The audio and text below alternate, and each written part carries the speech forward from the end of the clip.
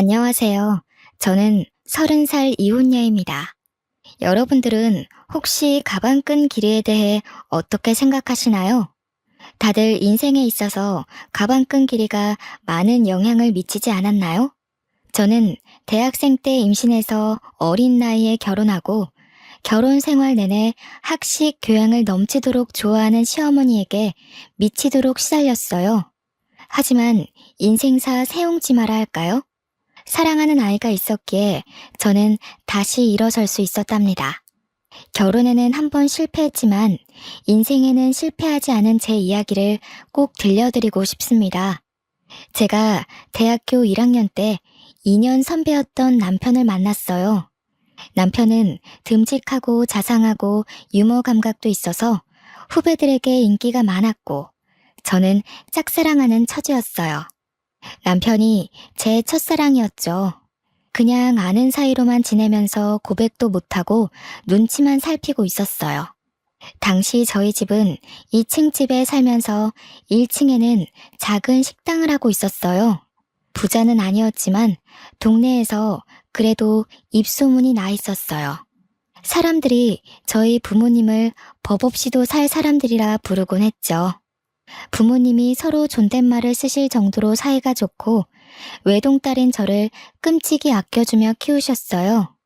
저희 부모님이 뭐든 다 들어주는 부모는 아니었지만 저한테 필요하거나 제가 꼭 하고 싶다는 건 어떻게든 해주시는 분들이셨습니다.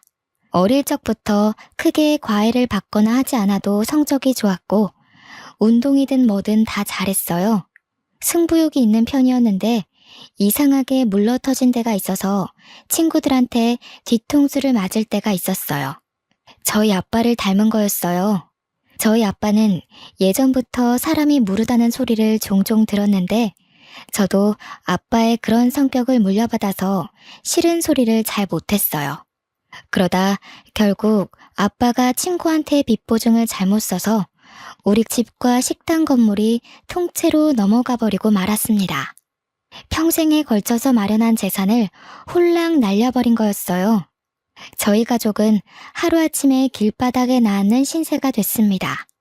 빚 도촉장들로 가득 찬 지하방에서 나와 학교로 가는 심정은 처참했어요. 엄마는 남의 집 일을 하며 마음고생을 하느라 하루가 다르게 얼굴이 상하고 손이 거칠어지는 게 보일 정도였고 아빠는 집에 잘 들어오질 않아 만날 수도 없었습니다. 여태껏 열심히 살아온 두 분이 스스로에 대한 믿음을 잃고 모든 걸 포기할까봐 그게 제일 무서웠던 것 같아요. 친구들은 축제다 뭐다 밝고 행복하기만 한데 제 주위에만 회색 구름이 짙게 드리워 있는 것 같았어요. 수업에도 집중이 안 되고 내가 지금 뭘 하고 있는 건가, 뭘 해야 하는 건가 생각만 들더군요. 그러다가 어느 날은 학생회관 앞 자판기 앞에서 저도 모르게 쪼그리고 앉아서 무릎에 얼굴을 묻고 있었어요. 그때 누가 제 이름을 부르더군요. 고개를 들어보니 제가 좋아하던 선배가 거기 있었어요. 여기서 뭐 하냐면서 저를 벤치로 데리고 가서 따뜻한 코코아를 뽑아줬어요. 그리고 제 얘기를 들어줬습니다. 그때까지 누구한테도 힘든 내색을 하지 못했던 저는 쏟아내는 슬픔과 걱정, 억울함, 불안한 미래에 대한 막막함 같은 것들을 털어놨어요. 선배는 제 얘기를 가만히 들어주고 제 등을 토닥여주더라고요. 그날 마셨던 코코아 맛이 오래도록 생각날 정도로 그날은 제 인생에서 가장 따뜻한 날 중 하나였어요. 그날부터 선배는 제가 밥을 먹었는지 또 혼자 축 처져 있진 않은지 저를 살피고 살뜰하게 챙겨주기 시작했습니다. 또 사주고 과제도 챙길 수 있게 물어봐주고 과 모임에서 소외되지 않게 꼭 저를 챙겼어요. 나중에 보니까 남편은 그렇게 누가 됐든지 간에 다른 사람이 힘들어하는 걸 그냥 지나치지 못하는 성격이었더라고요. 이럴 때일수록 더 열심히 먹고 열심히 놀고 열심히 공부해야 하는 거야. 알겠지? 저는 남편이 그럴 때마다 고맙다는 말도 제대로 못하고 괜한 입술만 달싹이곤 했어요. 과 모임에서 술을 많이 마신 날, 저를 집 앞까지 데려다 준 선배의 팔을 붙잡으며 가지 말라고 했어요. 선배랑 떨어지기 싫다고요. 결국 우린 연인이 됐습니다. 저는 선배 없이는 하루도 살 수 없는 사람이 되고 말았어요. 뭐든 선배가 챙겨주다 보니 선배가 없으면 사는 게 사는 것 같지 않을 정도였어요. 너무 많이 기대서였을까요? 사귄 지 1년 만인 2학년 가을에 임신을 했다는 걸 알게 됐습니다. 생리가 늦어지는 줄도 모르고 있다가 알게 됐을 땐 이미 3달이 넘어 있었어요. 망연자실했죠. 도무지 어떻게 해야 할지 알 수가 없었어요. 남편도 아직 졸업하려면 한참 남았고 저희 집에서는 아무런 지원도 받을 수 없는 상황이었죠.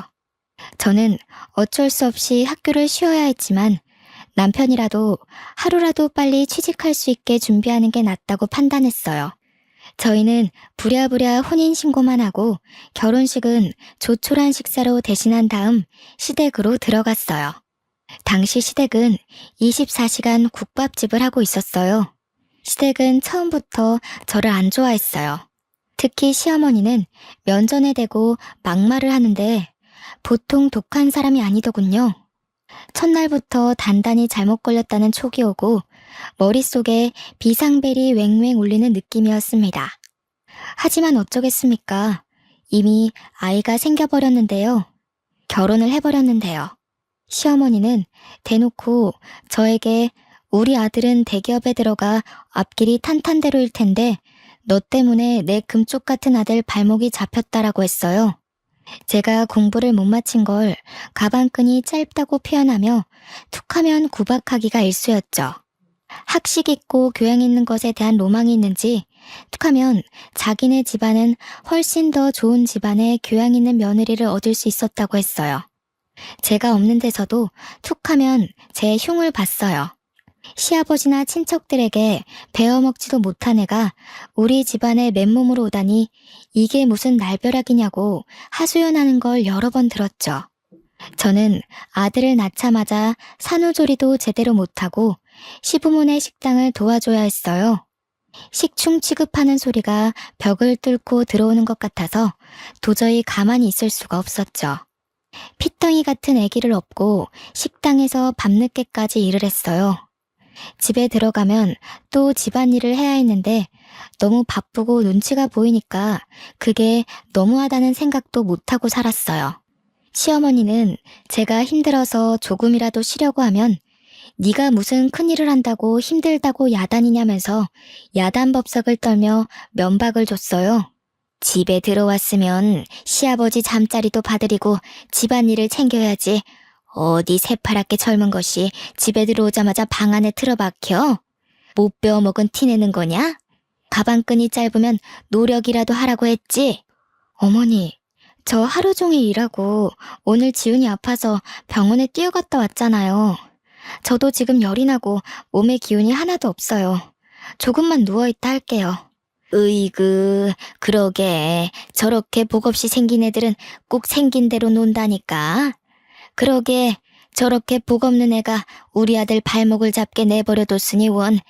손주 새끼 봐서 참지. 애미라고 있는 게 없는 집에서 못 배워먹어 교양 없는 티를 팍팍 내니 애까지 닮을까봐 걱정이다. 걱정. 처음에는 시어머니에게 대들지는 못하고 남편에게 하소연했어요. 그런데 결혼 전에는 그렇게 저를 끔찍이 아껴주던 남편은 네가 시어머니에게 맞춰야 한다면서 하나도 힘이 되어주지 않았어요. 어머니는 왜 자꾸 나한테 가방끈이 짧다고 하시는 거야? 내가 무슨 가방끈이 짧아. 나 우리 학교도 수석으로 입학했고 내내 꽈탑 놓치지 않을 정도로 공부 잘했는데 나이 드신 분들이 다 그렇지 뭐. 그냥 하는 말씀이니까 너무 귀담아 듣지 마. 어머니가 예전부터 나를 좋은 집안에 장가 보내고 싶어 해서 그래. 어릴 때부터 노래를 불렀다고. 우리 결혼할 때 너네 집에서 아무 지원도 못 받은 건 사실이잖아. 조금만 참으면 어머니도 다 이해하실 거야. 처음부터 끝까지 참고만 있잖아. 언제까지 저렇게 막말하시는 걸 참아야 해?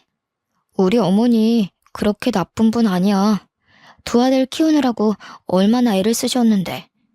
네가 우리 집에 들어와서 그거 하나 이해 못해줘? 가진 거 없이 결혼한 우리 탓이라고 생각해야지 뭐. 애를 나 혼자 만든 건 아니고 내가 학교도 못 마치고 결혼한 게 내 탓만은 아니잖아. 아기 가지고 결혼한 게 무슨 죽을 죄 지은 것도 아닌데 어머니는 무슨 나를 죄인 취급하시려는 것 같아. 아, 그러니까 조금만 참아 보라니까. 예전에는 그렇게 따지는 성격 아니었잖아. 어른들 하시는 말에 왜 그렇게 말이 많아? 나 취직 준비하느라 스트레스 많이 받는 거 몰라? 취직 준비한다고 늦게 들어와서 식당 일도 안 도와주고 애도 하나도 안 보잖아. 아까 말했듯이 애를 나 혼자 만든 것도 아닌데 내가 왜 전부 다 뒤집어 써야 하는데? 뒤집어 씌운다니 무슨 말을 그렇게 해? 얘가 진짜 갈수록 말 조심해. 내가 나 혼자 편하자고 이 고생하는 거야? 다 너랑 우리 지훈이 데리고 잘 살아보려 그러는 거잖아. 안 그래도 힘든데 왜 너까지 찡찡거려? 취업 준비 때문에 힘들어 죽겠는데 여기서 뭘 어떻게 하라는 거야? 그래도 그때까지는 남편을 사랑했기 때문에 어떻게든 이해해보려고 했어요. 자기 어머니를 끔찍이 생각하는 효자라서 고생하는 어머니 심기를 거스르지 않으려 한다고 알아서 남편을 헤아려주고 노력했죠. 생각해보면 정말 바보 같은 짓이었어요. 나중에 알고 보니까 제 힘든 건 귓등으로 듣던 남편은 취업 스터디 모임에서 여기저기 온갖 오지랖을 부리고 있었더라고요. 힘든 애들 고민 상담해준답시고 돌아다니고 발벗고 뛰어다니며 해결사 노릇을 하고 있었죠. 저는 과 친구들과 연락이 다 끊겨서 몰랐다가 나중에야 그 사실을 알게 됐어요. 그래도 밖에서 이 사람 저 사람 비위 맞춰주고 다닌 보람이 있었는지 남편은 진짜로 대기업에 취직을 했어요. 제 동기들이 취직 준비를 하고 좋은 데 취직하는 동안 저는 뒤처지는 느낌을 받곤 했어요. 동기들이 좋은 데 놀러가서 찍은 사진을 SNS에 올린 걸 보면 어쩐지 마음 한구석이 휑해지는 느낌을 받곤 했죠. 점점 사회인으로서 제자리를 찾아가는 동기들에 비해 제 모습이 초라해서 동기들이 연락해도 잘 받지 못했어요. 그래도 아이 키우는 재미가 있었고 예쁜 아이가 있다는 것에 만족하려 했어요. 아이가 말을 하고 걷고 하루가 다르게 자라는 걸 보면 또 하루를 살아낼 힘이 생기곤 했습니다. 지금 생각하면 저는 어릴 때부터 커리어 우먼이 꿈이었는데 왜 그런 소박한 현실에 만족하고 구박대기 노릇을 감내했는지 알 수가 없어요. 상황에 적응하는 것도 좋지만 자기 가치를 스스로 낮추는 행동을 하면 안 된다는 걸 지금은 깨닫게 됐습니다. 그러다 애가 3살이 되던 해에 남편 형이 뒤늦게 결혼한다고 신부감을 데려왔어요. 그 집은 큰아들을 어떻게든 판검사 만들려고 애를 써왔더군요. 사자 들어가는 걸 워낙 좋아하는 집이니까요.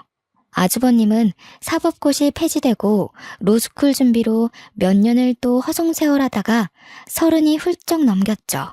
그래도 연줄이 있어서 30 중반에 대형 로펌 경영지원실에 취직을 했어요. 무슨 재주가 있었는지 결혼하겠다고 데려온 여자가 대학 교수라는 거였어요. 듣고 보니 교수는 아니고 어느 지방 대학 강사였죠. 그래도 젊은 여자가 박사학위까지 있는 데다 대학에서 강의까지 한다니 교양 학식 좋아하는 시어머니 입이 다 찢어졌습니다. 며느리가 될 사람 직업뿐 아니라 집안도 금융정보회사를 소유하고 있는 엄청난 부자라고 그렇게 좋아하는 거였죠. 예비 형님이 강의한다는 대학이나 그 집안이 운영한다는 금융회사나 저는 들어본 적도 없는 데였지만 그게 무슨 상관이겠습니까? 그렇게 돈돈거리는 집안이니 아주버님이 그런 집안 여자랑 결혼하는 게 어떻게 보면 당연한 일이었죠. 그 집안은 처음부터 돈을 아주 물쓰듯 쓰더군요.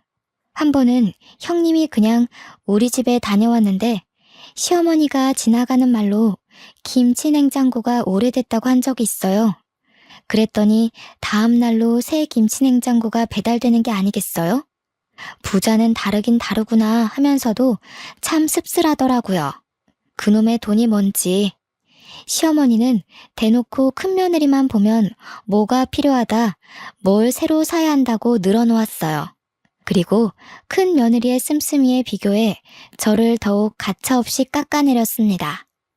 역시 대학에서 강의하는 사람은 다르다니까. 우리 큰 며느리는 하고 다니는 것부터 말투까지 어쩜 저렇게 귀티가 나는지. 이번에 큰애가 바꿔준 소파가 이게 글쎄 이태리제 가죽이래요. 우리 큰아들이 판검사는 못됐어도 와이프 복은 있지 뭐냐. 내가 큰 며느리만 보면 콧노래가 절로 나온다니까. 어머니 얼굴이 요즘 활짝 피셨네요. 그에 비해 작은 아들은 에휴, 도대체 좋은 대학 보내서 좋은 데 취직시키면 뭐하냐? 저런 여자랑 사는데. 죽 써서 개 줬지 뭐. 너 이태리제 가죽 만져봤어?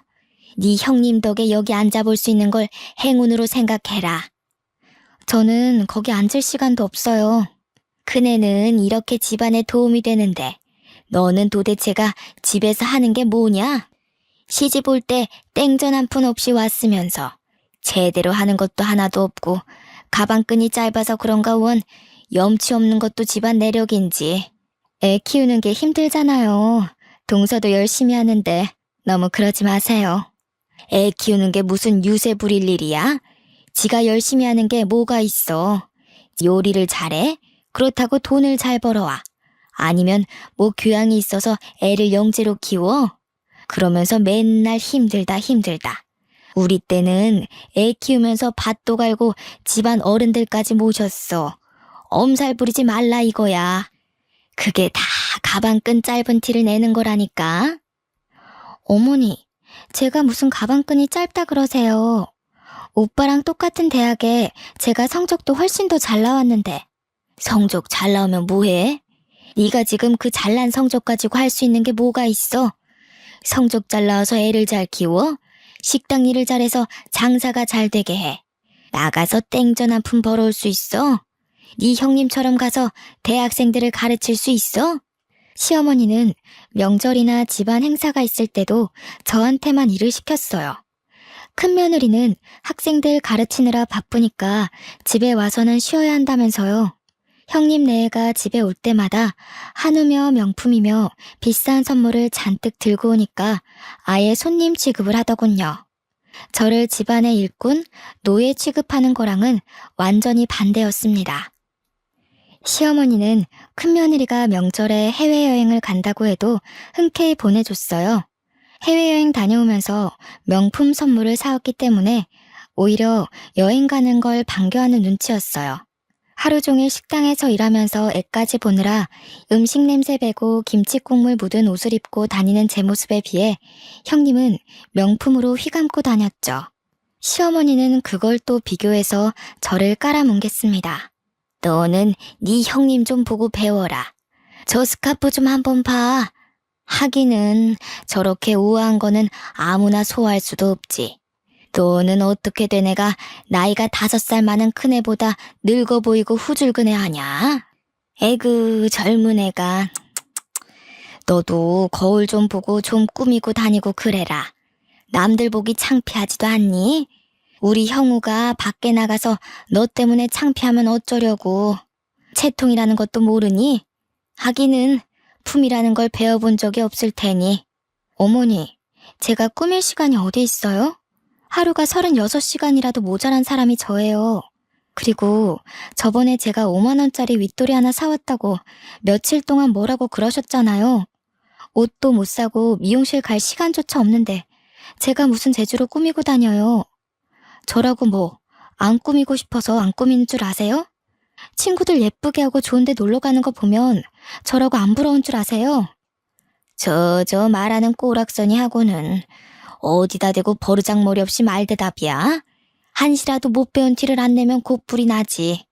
그럴 때마다 분통이 터져서 견딜 수가 없었고 마음 같아선 다 뒤집어 엎고 싶었지만 어린 아들에게 안 좋은 영향이 갈 것 같아 매번 끝까지 가지는 못했어요.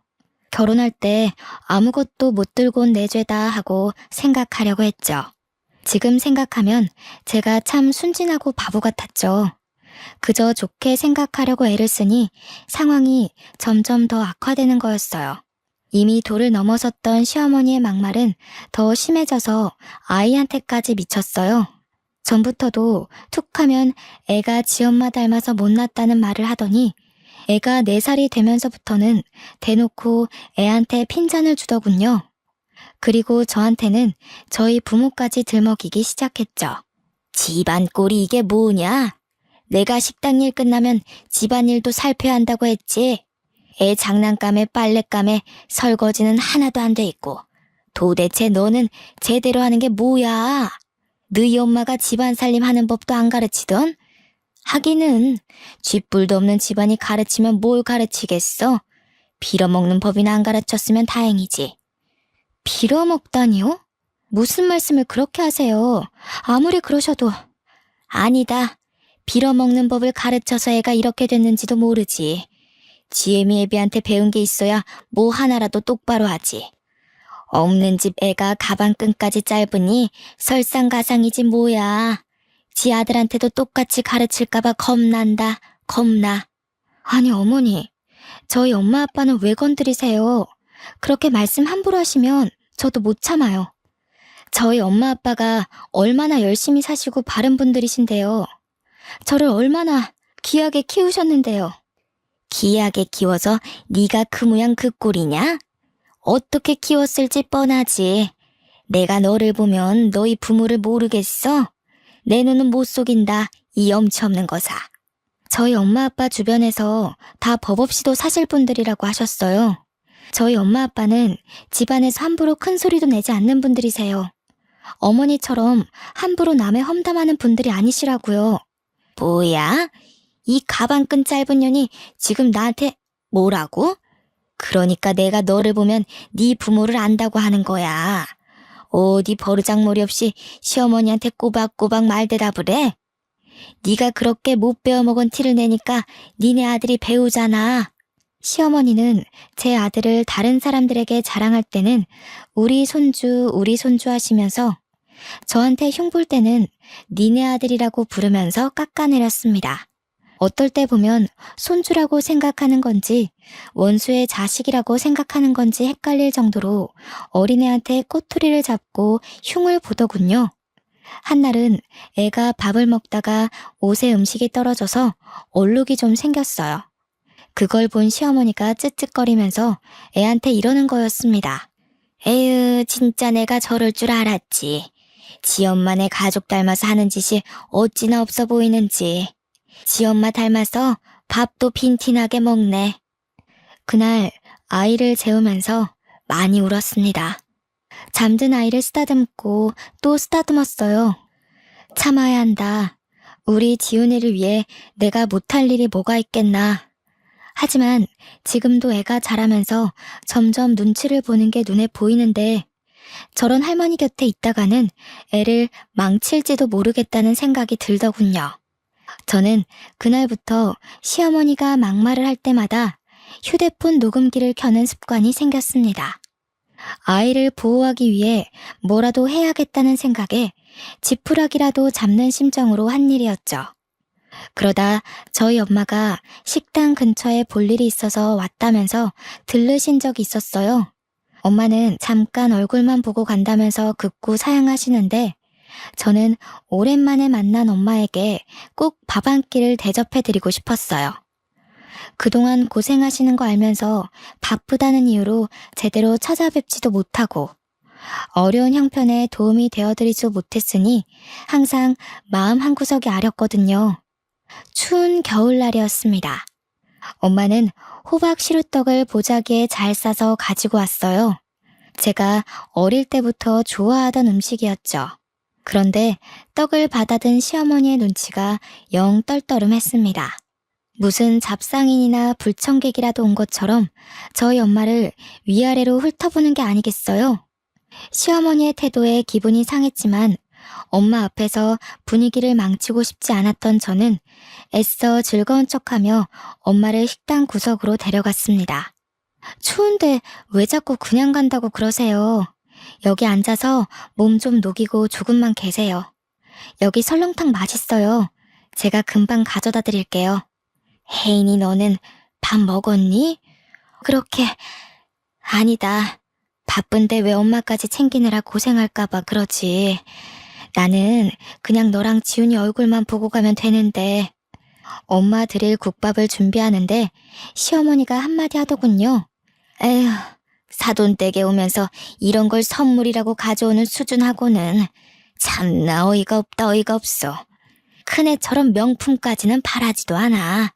교양이라고는 눈을 씻고 찾아봐도 찾아볼 수가 없구먼. 가방끈 짧은 애를 남의 집 귀한 아들한테 맨몸으로 보내놓고 미안하지도 않나? 그런데 조금 있다가 단체 손님이 들어왔어요. 식당이 와글와글 꽉 찼는데 엄마 혼자 밥을 먹고 있는 게 영 신경이 쓰여서 저는 바쁜 와중에 흘끔흘끔 엄마를 보고 있었어요. 그때 시어머니가 엄마가 앉아있는 자리 바로 옆 테이블 위에 행주를 철푸덕 소리가 나게 던지더군요. 탁탁 소리가 나게 수저통도 닫고 의자도 정리하며 밥 먹는 엄마가 눈치를 보게 했습니다. 손님들이 더 올 텐데 자리가 없어서 어떡하냐면서 말이죠. 그러더니 카운터 쪽으로 오면서 이러는 거였습니다. 아휴, 못 배운 집안이라 그런가 밥 먹는 것도 눈치코치 없이 먹네. 피꺼소시란 말 아시죠? 아무 말도 못하고 시어머니 하는 양을 겪는 줄로 보던 저는 말 그대로 피가 거꾸로 솟는 걸 느꼈습니다. 혹시 엄마가 들었을까봐 조마조마하면서 엄마 쪽을 쳐다봤어요. 다행히 엄마는 못 들었는지 아무렇지 않은 표정으로 밥을 마저 다 드시더라고요. 그날 저녁 빨래를 개고 있는데 시어머니가 안방에서 시아버지게 하는 말이 들렸습니다. 우리 엄마 흉을 보더군요. 큰 며느리네는 좋은 식당을 예약해서 대접하는데 안 그래도 딸을 빈손으로 보낸 주제에 코딱지만한 식당에 와서 꾸역꾸역 밥을 먹고 있다면서요. 저는 개고 있던 수건을 그대로 팽개치고 방으로 들어왔습니다. 하루 종일 뼈 빠지게 일해서 돈 벌어주는데 엄마에게 밥 한 끼를 대접해드리는 것도 눈치를 봐야 한다는 사실에 저는 이성의 끈을 놓치고 말았습니다. 그리고 밤늦게 돼서야 집에 들어온 남편에게 오늘 있었던 일을 말하면서 따졌습니다. 나를 무시하는 것까지 그렇다 치려 했지만 지훈이랑 우리 엄마 아빠한테까지 함부로 굴고 막말하는 건 못 참아. 이제 더는 못 참는다고. 내가 이 집 노예야? 솔직히 나 없으면 식당 운영할 수나 있어? 하루 종일 일하고 애까지 보는데 내가 우리 엄마한테 밥 한 끼 못 대접해줘? 내가 너네 엄마 밥 주지 말라 그랬어? 하루 종일 일하고 온 사람한테 생 난리를 치네. 왜 별것도 아닌 것 가지고 난리를 치고 그래? 엄마 들으면 어쩌려고? 뭐라고? 지금 그걸 말이라고 하는 거야? 나는 어떻게든 오빠 맘 편하게 해주려고 지훈이 잘 키워보려고 꾸역꾸역 다 참아왔는데 어떻게 오빠가 나한테 이럴 수가 있어. 맨날 늦게 들어오고 일 때문이라고. 나는 일주일에 외출 한 번 못하는데 혼자 밖에서 놀러 다니니까 좋아?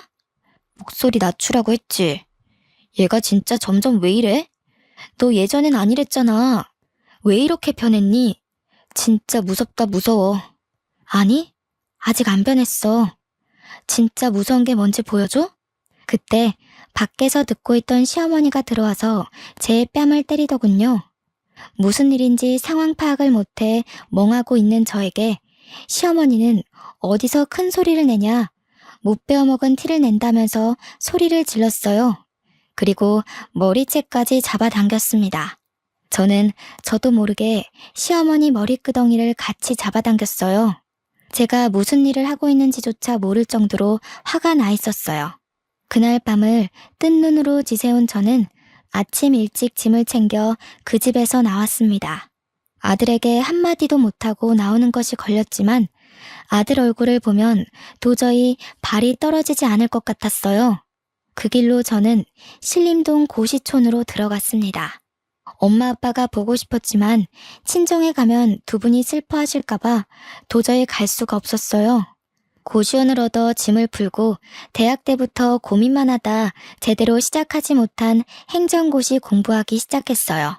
아이를 낳은 뒤에도 미련을 못 버리고 있었기에 일사천리로 준비해 공부에 돌입할 수 있었습니다. 남들은 학생 때부터 죽어라 해도 어려운 공부를 몇 년 공백 끝에 시작하는 건 결코 쉽지 않은 일이었어요. 하지만 분노로 눈이 돌아버린 상태였기에 오히려 다른 거에 신경 안 쓰고 공부에 집중이 잘 되더라고요. 그때가 저희 부모님이 어렵게 빚을 갚고 돈을 모아 신림동에서 작은 식당을 다시 열었을 때였어요. 식당이라고 하기도 뭐할 만큼 허름한 곳이었지만 두 분이 다시 힘내서 마련한 자리였죠. 한날은 제가 모의 시험 점수가 영 안 나와서 실망한 마음에 걸어 다니다가 저도 모르게 엄마 아빠 식당 쪽으로 걸어갔어요. 그전에는 혹시 눈에 띄일까봐 그쪽으로는 가지도 않았거든요. 가게에 들어서자마자 엄마가 제 얼굴을 보시더니 저를 안고 막 우셨습니다. 저는 깜짝 놀랐어요. 엄마가 하는 말이 엄마 아빠가 못나서 네가 공부도 제대로 못 마치고 시댁에서 구박받고 산다는 거였어요.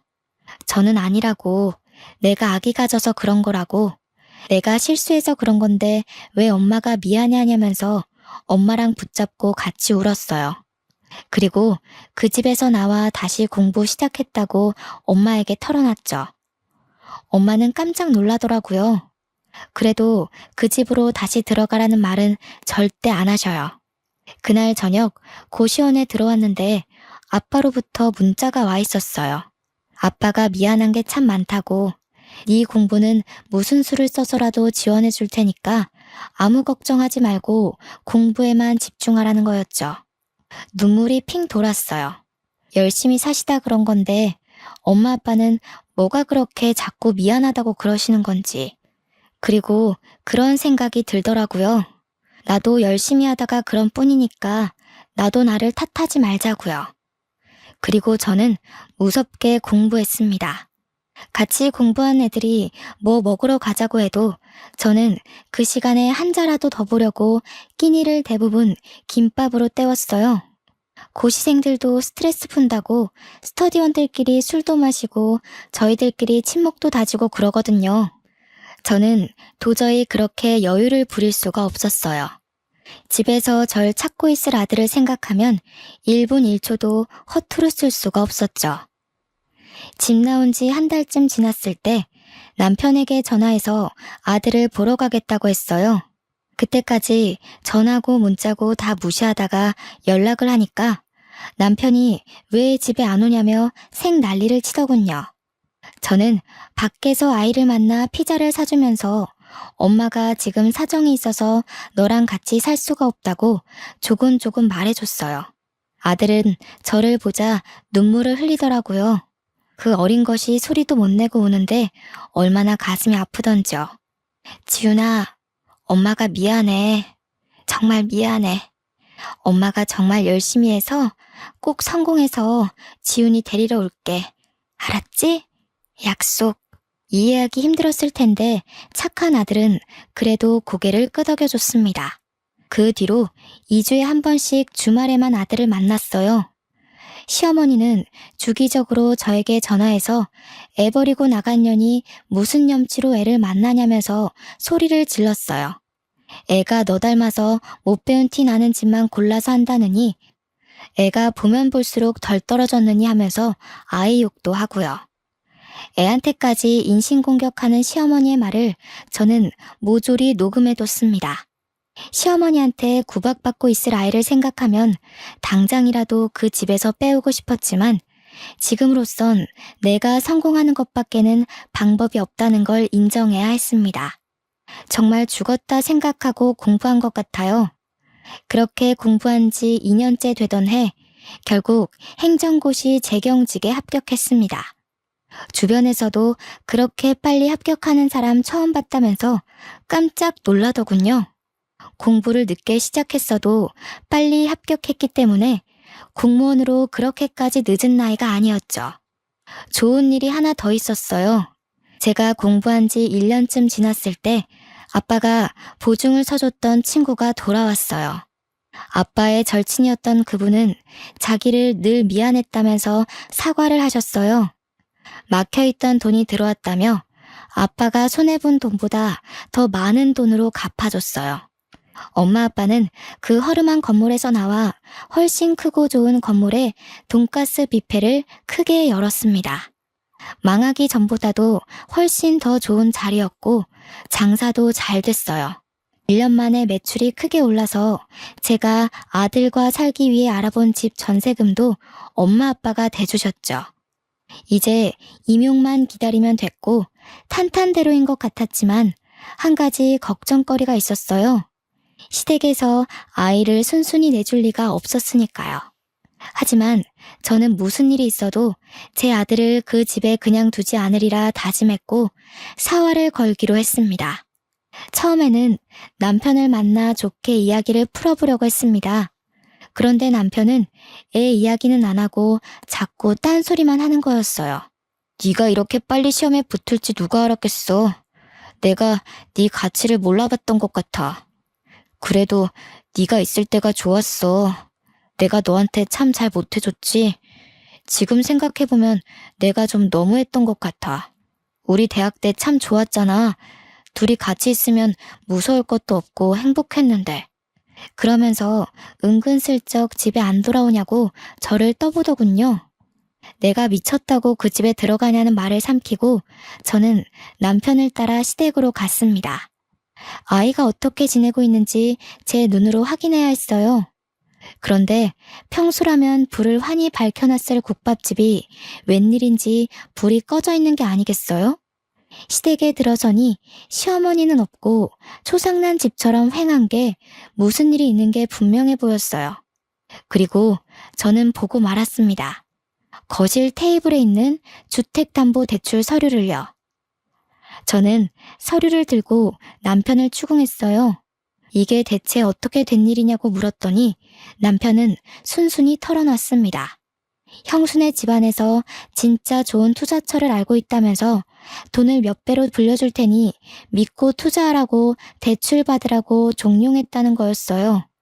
아무리 그래도 그렇지 어떻게 집이랑 가게를 다 담보 잡힐 수가. 우리 집 망하는 거 보고도 그래? 집이 다 넘어가면 우리 지훈이는 어떻게 될지 생각 안 해? 이렇게 될 줄 알았나. 형수네 아버님이랑 형님이 지금 무조건 기회를 잡아야 한다고 막 밀어붙이는데 어떻게 해. 우리 엄마가 그 집 사람들 하는 말이라면 껌뻑 죽는 거 알잖아. 그 집처럼 돈 펑펑 쓰고 살게 될 줄 알았지 뭐. 근데 알고 보니까 그 집안, 그 집 사람들 다 말을 말아야지. 무슨 말이야? 왜 말을 하다 말아? 그러게, 내가 전부터 그랬잖아. 돈이라는 건 정직한 거라고. 공짜로 돈 벌어준다는 사람들은 의심부터 해야 한다고 했잖아. 그 집 사람들 처음부터 좀 이상했어. 왜 순진무구하게 그 사람들 말을 다 믿고 그래? 아, 그러게 말이다. 네 말을 들었어야 하는데. 그 집 사람들 지금 주식 조작으로 잡혀갔어. 형수님 아버지랑 다. 뭐라고? 내가 하는 말은 귓등으로 듣더니 꼴 좋다. 이제 어쩔 거야? 모르겠어. 나도 모르겠어, 혜인아. 우리 이혼 다시 생각하면 안 될까? 지금 형이랑 형수도 이혼하는 판에 나까지 이혼하면. 집에 돌아가서 TV를 틀어보니 뉴스에서 형님네 집안에서 운영한다던 금융정보회사 이야기가 나오고 있더군요. 그 집 가족들 다 줄줄이 구속됐다는 거였어요. 그때가 또 한창 모 연예인의 박사학위 논문 표절 사건으로 떠들썩할 때였어요. 그런데 전문대 강사도 박사학위 논문 표절이라는 제목의 뉴스에 나오는 실루엣과 대학 이름이 어디서 많이 보던 거였어요. 저는 형님이 강의한다던 학교 홈페이지에 들어가 봤습니다. 거기엔 디자인과 땡땡땡 강사 박사학위 취소건에 대해 사과드립니다. 라는 제목의 게시물이 맨 위에 올라와 있었죠. 형님의 박사학위 논문이 표절률 85%로 취소된 거였죠. 학위 논문뿐 아니라 석사 논문까지 표절한 거였더군요. 시댁이 그렇게 좋아하던 교양과 학식, 그리고 돈까지 모두 사기였던 것입니다. 저는 더욱이 빨리 아이를 데려와야 한다는 생각에 마음이 급해졌습니다. 얼마 뒤 소송 준비가 끝났을 때 시어머니가 저희 엄마 아빠 식당에 찾아왔습니다. 무슨 바람이 불었는지 사기꾼 며느리한테서 받은 명품 스카프를 두르고 와서는 가게를 구석구석 살피더군요. 제법이구만. 못 배운 집이 가게 좀 크게 내봤자지. 어디 밥이나 좀 내와봐라. 얼마나 잘하는지 보자. 저는 시어머니란 인간은 꼴도 보기 싫고 말도 섞기 싫었었지만 아이 문제를 해결해야 했기에 침착하게 대꾸했어요. 여기는 밥을 갖다 드리는 데가 아니라 직접 떠서 드시는 데예요. 조금 있다 올 테니 식사하고 계세요. 군뱅이도 구르는 재주가 있다더니 쟤까지 게 그래도 용 빼는 재주가 있었나 보지? 행정고시인지 뭔지 그거 합격하면 월급이 얼마나 되는지는 모르지만 말이다. 잘난 체 하지 말라 이거야. 애새끼 버리고 간 년이 잘 되면 얼마나 잘 되겠냐만. 내가 지은 일을 봐서라도 이제라도 용서를 빌면 용서해주마. 애한테는 그래도 엄마가 있어야지. 어머니한테 용서 빌릴 한 적 없어요. 이상한 소리 마시고 식사 안 하실 거면 나가세요. 저 말하는 꼬락서니 하고는 네가 그러니까 본데 없는 년이라는 거야. 니까짓게 시험 좀 붙었다고 근본이 달라지는 줄 알아? 좋은 말로 할 때 저는 시어머니 말을 무시하고 가버렸어요. 제가 변호사와 통화한 뒤 나가보니 홀이 난장판이 돼 있더군요. 시어머니가 밥을 안 떠준다면서 직원들에게 삿대질을 하고 머리채까지 잡은 거였어요. 정말 황당하기가 이를 데가 없었어요. 행패를 부리는 것도 정도가 있지. 시어머니는 그래도 분이 안 풀렸는지 고래고래 소리를 지르고 있었어요.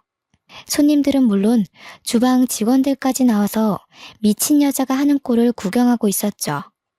아니, 어디서 서빙이나 하는 것들이. 밥을 가져오라면 가져올 것이지. 내가 너같이 천한 것들한테까지 무시당할 줄 알아? 당장 무릎 꿇고 사과해. 사과 안 해? 저는 주방으로 들어가 양동이에 물을 받아가지고 나왔습니다. 그때까지도 소리를 지르고 있는 시어머니에게 다가가 물을 냅다 뿌려버렸어요. 시어머니는 물에 빠진 생쥐꼴이 되어서도 악을 바락바락 쓰는데 진짜 악기가 따로 없더군요. 가방끈 짧은 년이 내 아들한테 들러붙을 때부터 알아봤어야 했어. 우리 집안 말아먹은 것까지 모자라서 나를 무시해? 어휴 분해.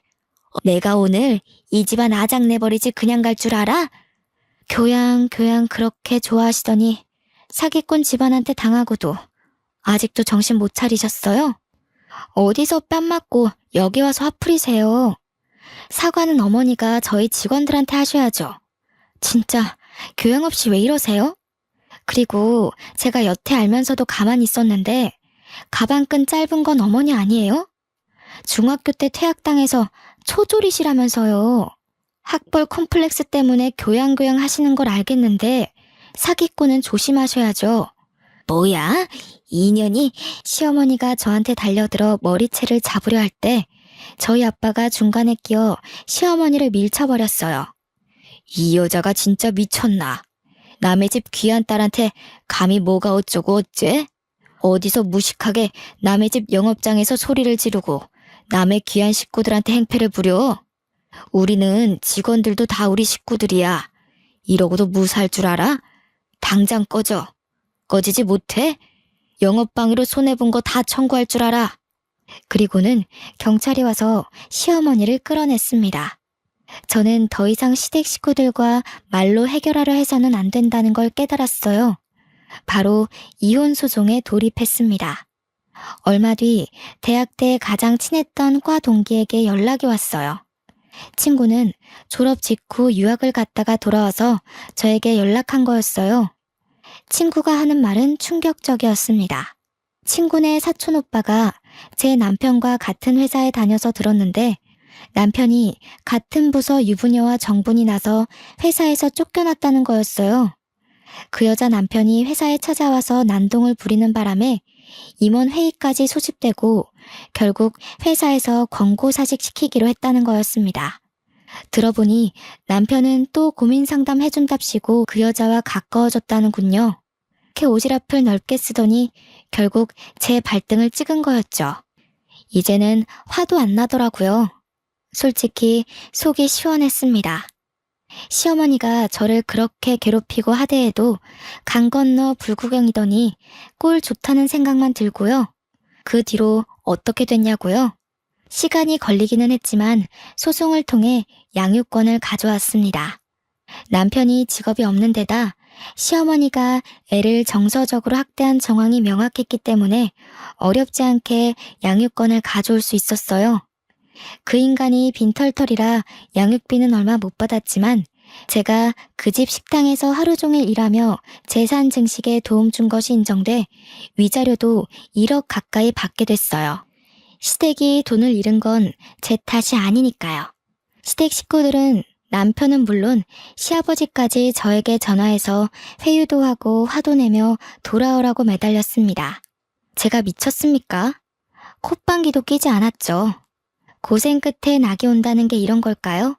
이제는 아들과 함께 알콩달콩 행복할 일만 남은 것 같습니다. 사랑이라 생각했던 게 저를 배신했고 결혼 생활은 저를 밑바닥으로 끌어내렸지만 저는 힘든 시간들을 통해 깨달음이라는 훨씬 더 큰 선물을 받았거든요. 지금까지 제 이야기를 들어주셔서 감사합니다. 마지막으로 여러분도 인생에 시련이 온다면 거기가 끝이라 생각하지 마시고 한 번 더 도전하셨으면 좋겠다는 말을 꼭 하고 싶어요. 시련이지 실패가 아니라는 말도 있잖아요. 추운 날씨에 감기 조심하시고 우리 인생 파이팅입니다.